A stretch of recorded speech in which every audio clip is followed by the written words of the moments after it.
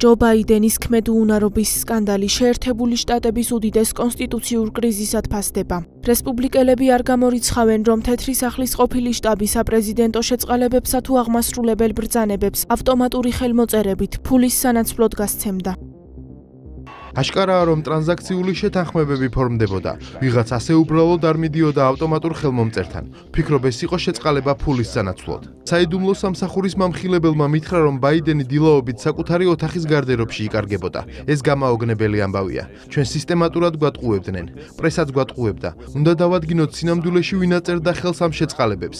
წარმოუდგენელ ბოროტმოქმედებს შეუმსუბუქდათ სასჯელი. უნდა ვიცოდეთ, ვინ მართავდა ქვეყანას, რადგან ეს ბაიდენი ნამდვილად არ იყო. ჩვენი კონსტიტუციით შეწყალების უფლება მხოლოდ პრეზიდენტს აქვს. თუ ხელმოწერის უკან სხვა იდგა, მაშინ ისინი ძალას კარგავს. დაუჯერებელია, რომ ამ კრიზისს გადავურჩით. წარმოიდგინეთ, რა მოხდებოდა ბირთვული ომი რომ დაწყებულიყო. ჩვენ ყველა ვხედავთ, რომ ბაიდენი ვერ ასრულებდა თავის საქმეს. პრესამ როგორც იქნა ეს აღიარა.